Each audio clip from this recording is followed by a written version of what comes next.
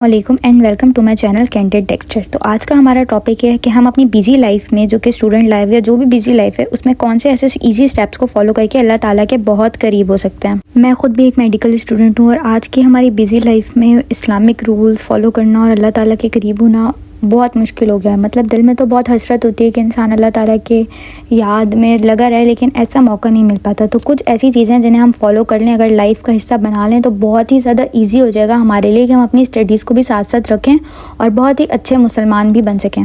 अल्लाह ताला से करीब होने के लिए सबसे 3 रूल्स इंपॉर्टेंट जो हैं वो नमाज, कुरान एंड तस्बीह। तो बारी बारी इनके बारे में बात करें कैसे हम इनको अपनी लाइफ में इम्प्लीमेंट कर सकते हैं। सबसे पहले नमाज इज़ की, मतलब नमाज आखिरत में भी सबसे पहला सवाल नमाज के बारे में किया जाएगा और कब्र में भी सबसे पहला सवाल नमाज के बारे में ही होगा। तो नमाज आपने बिल्कुल नहीं छोड़नी है, चाहे आप जितने भी बिजी हैं, कुछ भी हो रहा है, इवन आप बाहर हैं, आप यूनिवर्सिटी में, जो भी हैं, फाइंड प्लेस फॉर योर नमाज and try to be in वुदू ऑल द टाइम। कोशिश करें घर से निकलते हुए वुज़ू करें, ताकि अगर आप लेट भी हो जाते हैं और यूनिवर्सिटी में कहीं भी आपको टाइम नहीं मिल रहा तो देखें अल्हम्दुलिल्लाह हमारे मुल्क में, एक इस्लामिक मुल्क है, हर जगह नमाज़ पढ़ने की जगह होती है। तो look for that places and don't skip नमाज। मैंने कहीं पढ़ा था कि अल्लाह ताला के करीब होने के लिए बहुत ज़रूरी है कि सजदे में सर झुकाया जाए और उसके आगे आंसू बहाए जाएँ। तो जब तक आपको सजदे में सर झुकाने की आदत नहीं होगी, आप अल्लाह ताला के करीब हो ही नहीं सकते। तो सबसे पहला स्टेप और सबसे मोस्ट इंपॉर्टेंट स्टेप, अगर आप अल्लाह ताला के करीब होना चाहते हैं और एक अच्छे मुसलमान बनना चाहते हैं, अपने अंदर दीनी जो सिफ़ात उन्हें पैदा करना चाहते हैं, तो सबसे ज़रूरी है कि आप नमाज की पाबंदी करें और किसी भी हालत में नमाज ना छोड़ें। उसके बाद कुरान शरीफ से करीब होने के लिए उसको समझना बहुत ज़रूरी है। तो जब तक आप समझेंगे नहीं, आप कुरान शरीफ को सही तरीके से, सही मायनों में पढ़ ही नहीं रहे हैं। जब आप अल्लाह ताला के अल्फाज सुनेंगे तो आपके दिल में इतना ज़्यादा मोहब्बत पैदा होगी अल्लाह ताला के लिए और आपको इस्लामी पस मंज़र समझ में आने लगेंगे, तो आपके अंदर और ज़्यादा शौक़ पैदा होगा। तो कुरान शरीफ पढ़ने के लिए बहुत ज़रूरी है कि आप कुरान शरीफ को समझना शुरू करें। कुरान शरीफ समझने के लिए जो मैंने चीज़ फॉलो करी और आप भी फॉलो कर सकते हैं कि आप अपने पास, क्योंकि हम लोगों के पास इतना टाइम नहीं होता कि हम मोटी मोटी इस्लामी किताबें पढ़ें। मैं बहुत ही सच बात कर रही हूँ, बिल्कुल भी मैं एग्जैजरेट करके बताऊँगी, नहीं होता इतना टाइम कि इतनी मोटी मोटी इस्लामी किताबें पढ़ें। हाँ, अल्लाह ताला ने ज़िंदगी में मौका दिया तो ज़रूर पढ़नी चाहिए, लेकिन अभी के लिए ज़रूरी है कि आप लोग अपने पास यूट्यूब पे लेक्चर्स डाउनलोड करके रख लें तफसीर के।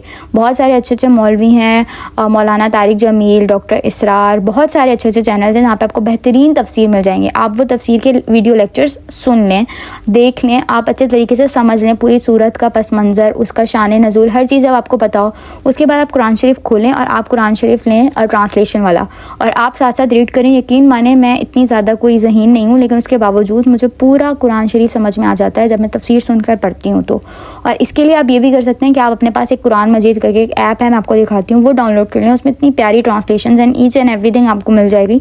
तो बहुत ही ज़्यादा ज़रूरी है कि कुरान शरीफ को समझा जाए, और अगर आप समझ के पढ़ेंगे तो आपके लिए बहुत बहुत ज़्यादा सवाब का भी बायस और इस तरीके से मजीद शौक़ पैदा होगा इंशाल्लाह। मोबाइल में हर वक्त तफसीर के डाउनलोड होने से ये भी बहुत ज़्यादा बड़ा फ़ायदा है कि जब आपके पास इंटरनेट फैसिलिटी नहीं होगी तो आप डिस्ट्रैक्ट होने के बजाय ड्रामाज और दूसरी तरफ जाने के बजाय आप ये तफसीर सुनेंगे तो आप गुनाहों से भी बचेंगे।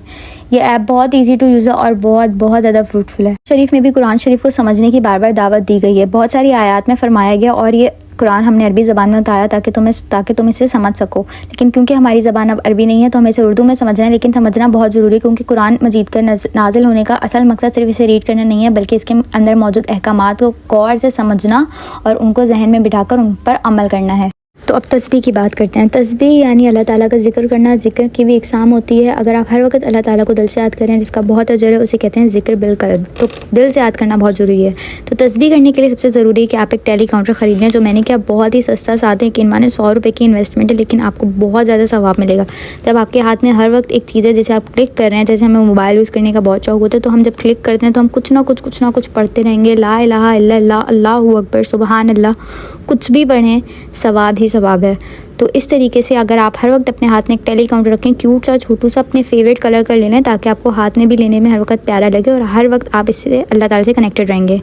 इसके अलावा तस्बीह जो आप इस्तेमाल करेंगे, ज़रूरी है कि वो आपको बहुत पसंद हो, यानी कि वो मतलब आपको दिखने में प्यारी लगे, आपके फेवरेट कलर की हो या पर्ल्स वाली हो, कुछ भी ऐसी हो जिसे आपको अपने पास रखने का दिल करे। तो आप जब वो तस्बीह लेंगे तो आप उसमें, ज़ाहिर सी बात है, तस्बीह का मकसद सबको पता है, हम अनकॉन्शियसली उसमें अल्लाह अल्लाह कुछ ना कुछ पढ़ना शुरू कर देंगे। तो तस्बीह ज़रूर रखें और बहुत अपने पसंद की तस्बीह रखें, हर वक्त अपने पास रखें।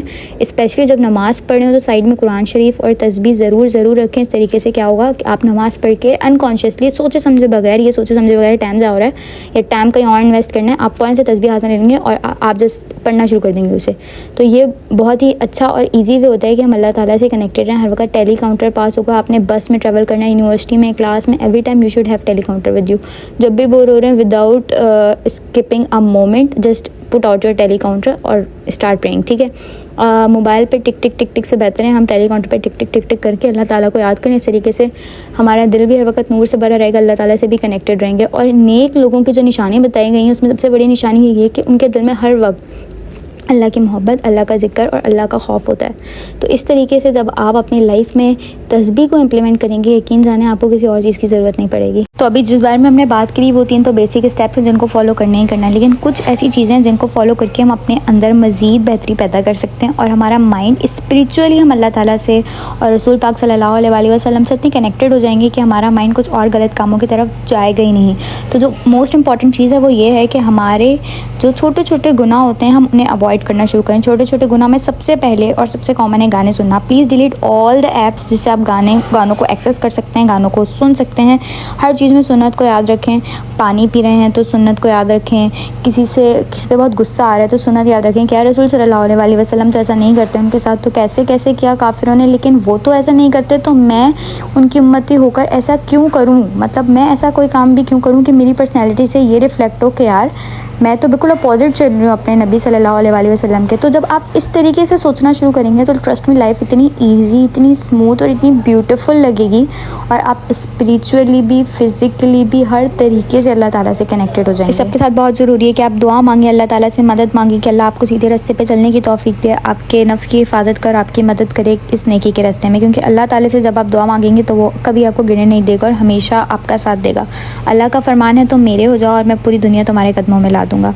तो इसी के साथ अपना बहुत सारा ख्याल रखिएगा, मुझे भी दुआ में याद करिएगा। होप सो आपको बहुत ज़्यादा आसानी होगी इस सारे स्टेप्स को फॉलो करके इंशाअल्लाह अज़ीज़। अल्लाह हाफ़िज़।